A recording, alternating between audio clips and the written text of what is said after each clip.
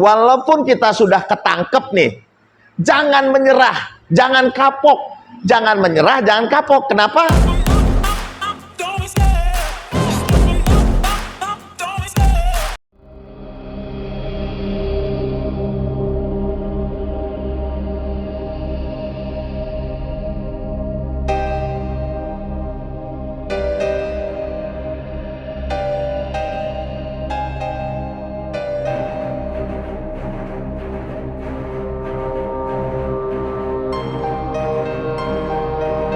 Pada video yang lalu diceritakan bagaimana proses keberangkatan mulai dari Jakarta hingga tiba di Bandara Riyadh.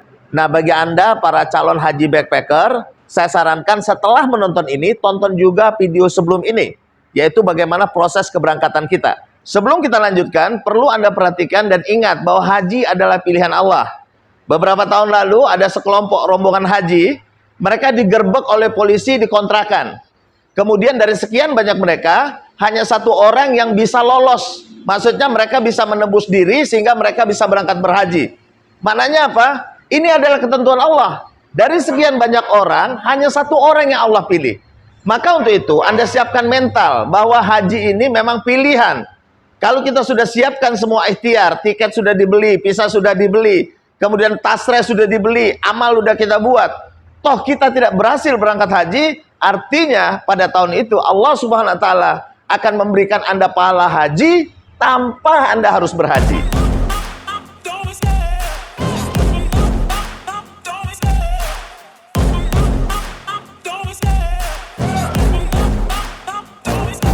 Apa yang sebaiknya kita lakukan saat kita sudah berada di kota Mekah? Sebagian teman mengatakan sebaiknya kita datang mendekati hari Arafah.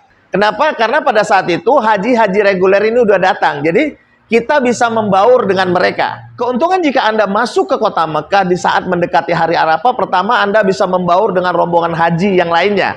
Kedua, Anda tidak perlu banyak membayar biaya makan dan biaya penginapan. Tahun ini saya ada rombongan haji tanpa antri. Bagi Anda yang minat dan serius, silahkan hubungin saya di nomor telepon berikut ini. Dan banyak doa, semoga Allah Subhanahu wa Ta'ala memilih Anda untuk datang ke Tanah Suci. Kita ada paket liburan ke Turki dan Saudi Arabia, sekalian umroh. Jadi hubungi saya dan kita akan mengalami pengalaman Istanbul yang sesungguhnya. Main salju dan mengunjungi tempat-tempat wisata di Turki. Setelah itu kita umroh. Yang minat, silakan hubungi nomor saya.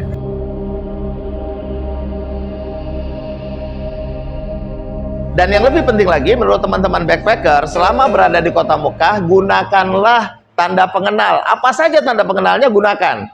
Apakah tanda pengenal umroh, tanda pengenal perusahaan pun mungkin bisa lolos. Kenapa? Karena polisi-polisi di sana, dia hanya mengidentifikasi, nanyakan tasreh. Dan dia tidak mengetahui tasreh dari negara mana, jenisnya apa. Asal Anda bisa menunjukkan kartu aja. Artinya dia sudah punya tasreh. Saran saya gitu, kalau pengen aman, pakai ID card gitu. Waktu itu saya pakai ID card umroh, cuma tidak ada nama umrohnya gitu. Penting sembarang aja. Saya itu waktu itu pakai ID cardnya, ID card yang travel yang waktu saya ikut umroh. Pokoknya yang penting pakai ID card. Kalau misalkan askar meriksa, itu periksakan ID card yang kita punya, insya Allah aman gitu. Karena ya polisi di sana juga kan periksa itu cuma itu aja, kayak formalitas aja gitu.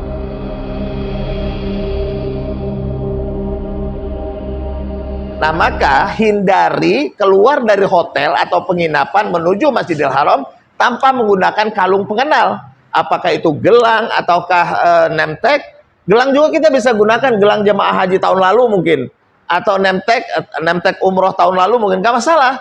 Karena mereka itu hanya sepintas, hanya formalitas.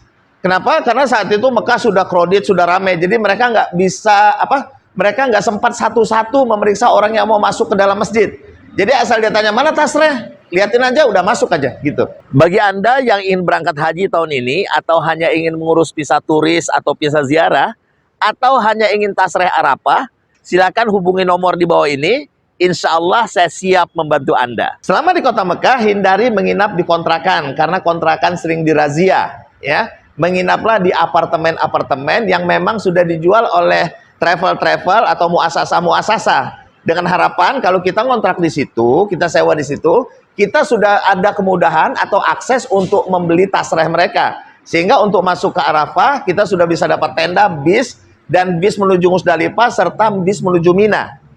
Kesimpulannya adalah saat masuk ke Saudi Arabia, jangan gunakan atribut haji, baju koko, baju batik jangan digunakan. Tetapi setelah masuk ke kota Mekah, gunakanlah atribut layaknya jemaah haji. Jangan lupa selalu gunakan ID card atau gelang. Kemudian jangan banyak keluyuran dan hindari menginap di kos-kosan. Menginaplah di apartemen yang berkemungkinan Anda bisa beli tasreh di situ. Nah, setelah itu persiapkan diri untuk mencari tasreh atau rombongan untuk Anda mudah masuk ke Arafah. Jam berapa, dengan siapa, rombongannya apa. Nanti saat Anda di kota Mekah, jika berjumpa dengan sopir bis yang berwajah Indonesia, tanya, Mas, nanti dapat jatah nggak ngirim jamaah haji Indonesia ke Arafah? Kalau dia dapat, minta nomor kontaknya. Dibujuk dia, Mas, boleh nggak saya ikut rombongan bis antum besok? Insya Allah dengan baik hati biasanya mereka mengizinkan kalau 1-2 orang ikut dengan rombongan bis mereka ke dalam Arafah. Tentunya ya Anda kasihlah dia duit rokok, mungkin 500 real atau berapa. Dan ini insya Allah akan memudahkan Anda untuk masuk ke dalam Arafah. Bagi Anda yang sudah memiliki visa namun belum memiliki tasreh, boleh berkabar. Insya Allah saya bisa membantu Anda mendapatkan tasreh. Dan insya Allah linknya ini cukup kuat dan jelas. Tasreh saya memang sedikit mahal, namun fasilitasnya Anda mendapatkan tenda di Arafah, bis ke Musdalifah dan Mina. Bagi kawan-kawan yang tinggal di Saudi Arabia, para TKI, Anda ada kesempatan nanti kalau mau masuk ke kota Mekah, Anda bisa dapat tasreh multiple yang berlaku untuk masuk ke kota Mekah bagi orang yang memiliki iqomah selama musim haji. Jadi kalau Anda mendaftar, kemudian keluar tasrehnya, maka waktu Anda masuk ke kota Mekah kan polisi nanya nih, ada tasreh nggak? Anda lihatkan tasreh bahwa Anda orang yang tinggal di luar kota Mekah tapi ada keperluan untuk keluar masuk kota Mekah dengan menggunakan tasreh itu.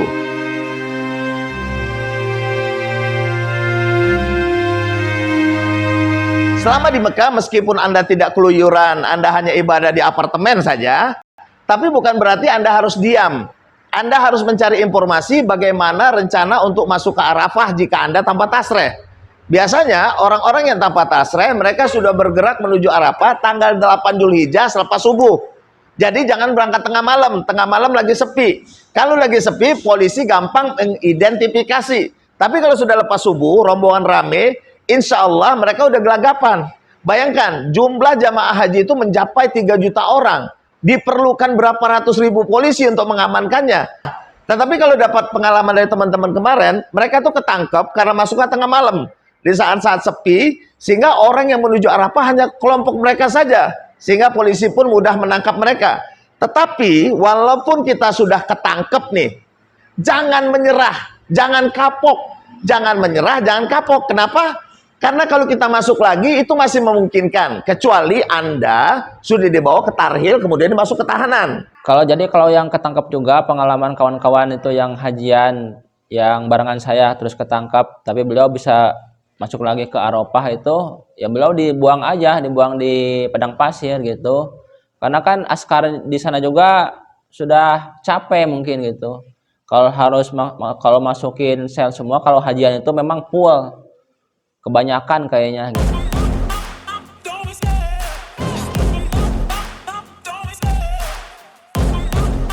Walaupun kita sudah ketangkep nih, jangan menyerah, jangan kapok. Jangan menyerah, jangan kapok. Kenapa? Karena kalau kita masuk lagi itu masih memungkinkan, kecuali Anda sudah dibawa ke tarhil kemudian masuk ke tahanan. Sebetulnya saya bisa saja keluar kembali gitu, bisa aja keluar dari tarhil, dari sel. Cuma harus bayar denda.